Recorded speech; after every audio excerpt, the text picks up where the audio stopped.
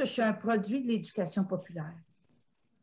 Hein, moi-même, étant adolescente, j'ai milité dans les groupes de mouvements jeunesse catholique qui étaient inspirés par Paulo Freire et puis la théologie de la libération. Et en plus, Michel Blondin est parti, mais mon père a été formé par Michel Blondin à l'éducation syndicale dans une perspective de prise de parole et de conscientisation et la mise en place des comités comme les comités de citoyens à Québec, la Maison du chômeur, etc.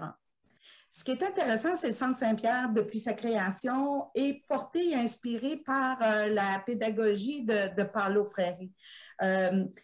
Mais je ne parlerai pas de toute l'histoire du Centre Saint-Pierre. Elle est longue et intéressante. Hein? Ça fait 48 ans maintenant qu'on existe. J'ai plus choisi de répondre à la question en quoi la pédagogie de Freire est encore pertinente aujourd'hui, ou comment elle peut nous inspirer. Et comme au Centre Saint-Pierre, on fait de la formation, de l'accompagnement, d'organismes communautaires, d'entreprises d'économie sociale. J'ai pensé vous parler de deux initiatives qu'on a prises dans les dernières années et puis dans lesquelles on a tenté d'utiliser la pédagogie inspirée par Freire, c'est-à-dire être conscient de ces modèles, de ces représentations, identifier nos rapports de force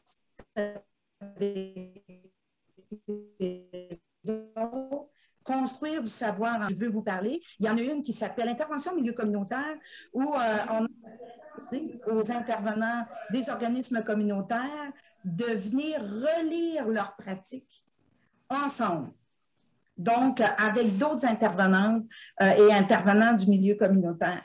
Et à l'intérieur de cette formation-là, ce qui est intéressant, c'est qu'on vient se repencher sur nos inspirations, nos modèles, la mission de notre organisme et surtout la position, la posture dans laquelle on veut se positionner par rapport aux participants qui sont dans nos groupes. En quoi on peut dire que c'est inspiré de l'éducation populaire? Freire nous invite toujours à avoir une lecture critique de là où on a les deux pieds, une lecture de notre rapport à l'autre. On sait que dans les dernières années, dans les groupes communautaires, pour toutes sortes de raisons qu'on ne discutera pas ce soir, il y a eu une professionnalisation de l'intervention, puis beaucoup la mise en place de services plutôt que d'ateliers d'éducation populaire, plutôt que de projets collectifs ou de mobilisation collective. À l'intérieur de la formation qu'on propose, on encourage les intervenantes participantes à faire une enquête terrain, qui est une belle technique d'éducation populaire, pour revenir sur les sources. Mon groupe, là, il est parti de où? Il a mené quelle lutte? Qui était là? Puis, qui sont les premiers concernés par les objectifs, la mission? Puis, quelle est notre approche, nos valeurs? Puis, est-ce que c'est vrai qu'on l'incarne dans la manière de travailler avec les gens? Est-ce qu'on est plus centré sur les intérêts individuels que sur les intérêts collectifs? Est-ce qu'on n'a pas eu tendance au cours des dernières années à se situé dans un rapport de 1 à 1. Il y a des découvertes extraordinaires qui se font. Entre autres, quand on parle beaucoup de rapport égalitaire, on peut avoir ce discours, c'est intéressant, vous en avez beaucoup parlé. Donc, comment, au-delà du discours, ça s'incarne dans le présent, dans l'action de tous les jours? Bien, ça veut dire que ça questionne les horaires auxquels on propose aux gens de venir dans nos groupes. Ça propose aussi comment on va les soutenir pour pouvoir passer à l'action. Je pense que cette initiative-là est vraiment une belle illustration de comment on peut relire sa pratique. Et l'autre chose, c'est la construction des savoirs qui sont en commun. En devenir conscient de ses propres biais, de ses propres représentations. C'est Jean-Yves qui disait tantôt que des fois, on veut bien travailler à développer des actions qui sont positives, faire le changement social, mais on ne se rend pas toujours compte qu'on est porteur aussi de certains stéréotypes, de certaines manières de faire que l'on transmet sans en être conscient. L'idée de la formation qu'on propose, c'est justement de devenir conscient de tout ça. L'autre chose qui est intéressante dans la formation qu'on a développée, ça vient questionner le rôle de l'équipe de formation par rapport au groupe de personnes participantes dans cette formation qui est intervention en milieu communautaire. L'équipe de formation n'est pas présente comme nous avons l'expertise et nous savons ce que c'est intervenir en milieu communautaire, mais plus comme des personnes qui partagent aussi leur expérience. Donc, toute l'idée du cercle d'apprentissage, qui est un élément fort de l'éducation populaire pour développer des savoirs, des connaissances sur ce qui est en train de se passer et sur les enjeux qui sont là et, entre autres, comment ça vient nous questionner. Ça peut avoir l'air anodin, mais vous vous souvenez sûrement qu'avant, on parlait des citoyens, on a parlé des militants, des participants, d'un coup, sont devenus des bénéficiaires. Tout à coup, ils sont devenus des clients. Dans la formation qu'on a proposée, on vient questionner ce rapport-là. Ce n'est pas que des mots. Derrière ça, il y a une représentation de la relation qu'on veut avoir. Surtout quand on est dans des organisations communautaires qui encouragent l'empowerment, la démocratie participative, quelle place on laisse aux membres pour pouvoir influencer la nature des services, des activités? Quelle place on laisse aux membres pour orienter l'organisation? Je ne suis pas en train de dire qu'il n'y en a pas, mais l'idée de cette formation-là, c'est une invitation à relire notre pratique et à se demander quelle est notre mission, pourquoi on l'a et quels outils on fait. L'autre activité dont je voulais vous parler, il y a une quinzaine d'années, le centre disait, bon, ben, qu'est-ce qu'on pourrait faire pour soutenir les responsables de gestion à l'intérieur des organismes communautaires? Et à ce moment-là, il y a eu une initiative qui a été créée. Plutôt que de dire on va outiller les gestionnaires des organismes communautaires, on a décidé de créer un programme dans lequel on constitue un cercle d'apprentissage pour créer des savoirs sur la manière dont on a à conduire nos organisations, les défis que ça pose, mais aussi comment les valeurs et les modèles qu'on veut mettre de l'avant, comment on est capable aussi de les appliquer dans notre manière de gérer et de gouverner nos organisations. Donc, on pourrait dire que c'est vraiment intéressant dans le sens suivant où on accepte d'aller à la rencontre de l'autre. Et il y a un défi qui est présent à la fois pour l'équipe de formation, mais aussi pour les personnes, d'accepter de parler, de prendre parole.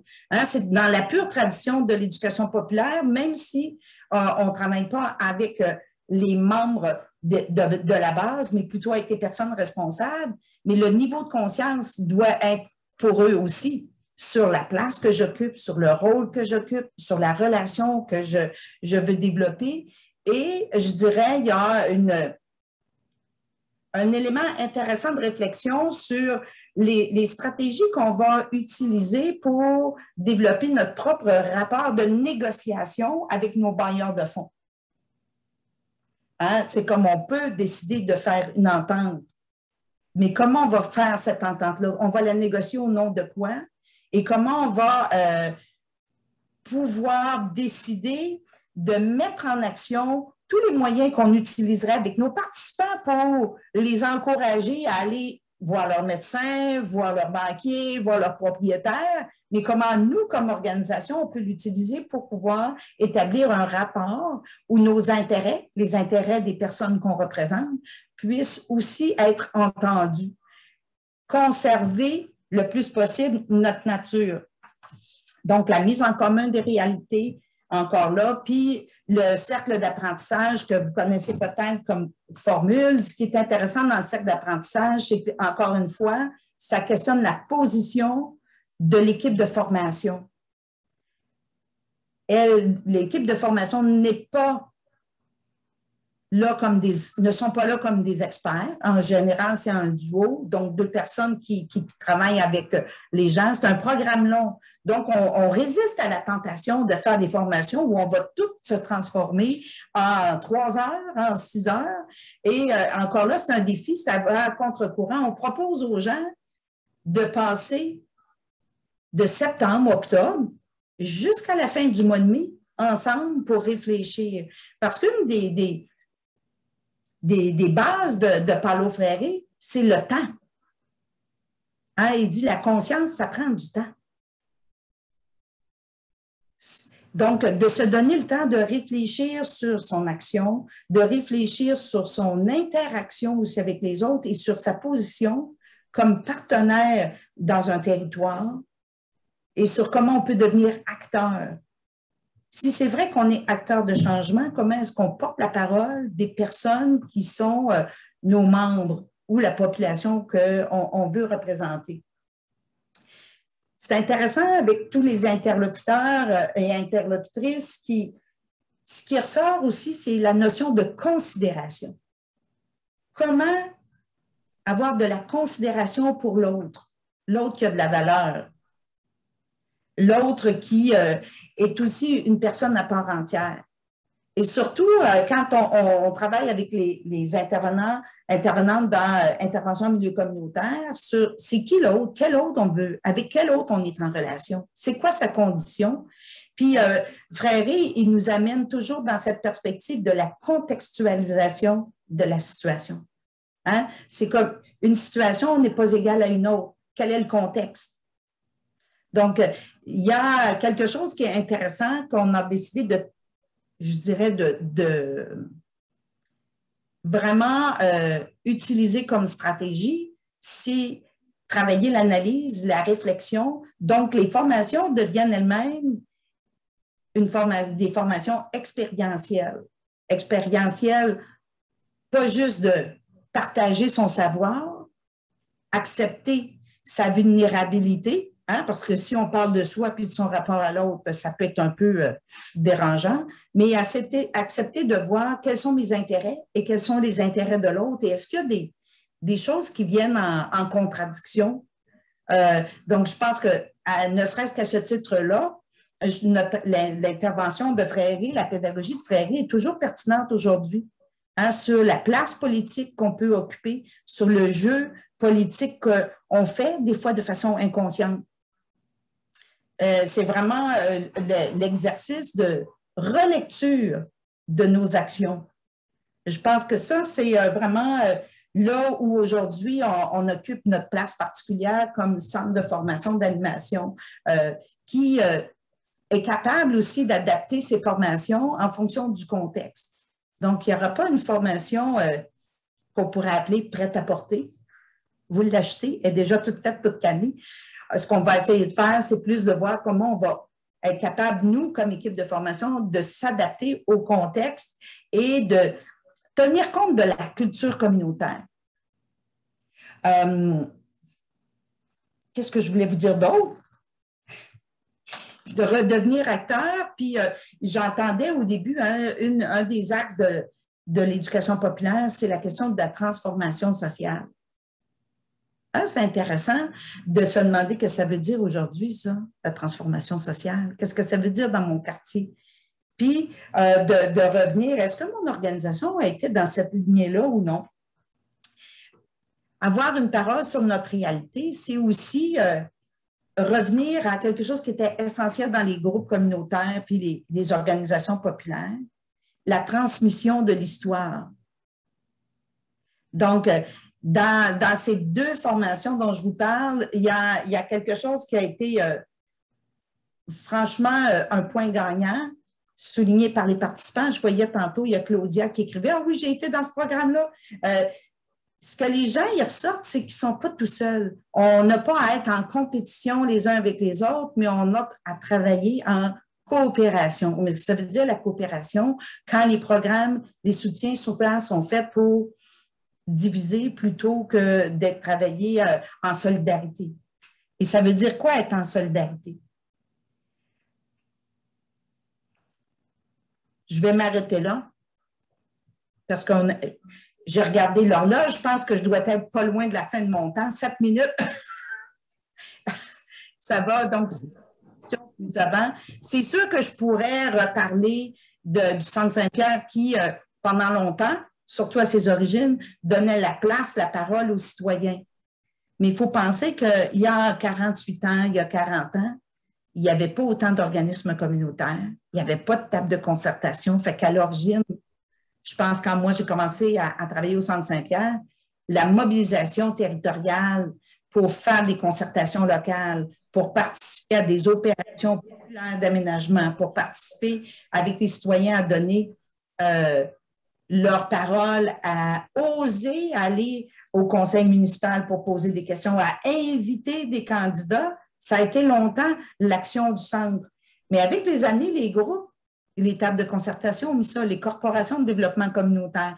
Fait que c'est pour ça que notre position s'est un peu modifiée pour aussi, quand on est appelé pour soutenir un groupe, ben, je donne l'exemple de mon groupe avec lequel je travaillais aujourd'hui, réfléchir sur c'est quoi nos valeurs à l'origine, puis comment on a évolué, puis qu'est-ce qui nous a fait évoluer. C'est ça la prise de conscience, hein? C'est de voir les forces qui s'exercent pour être capable de refaire des choix conscients au nom de ce qui est important pour nous, mais aussi pour les personnes qui sont nos destinataires.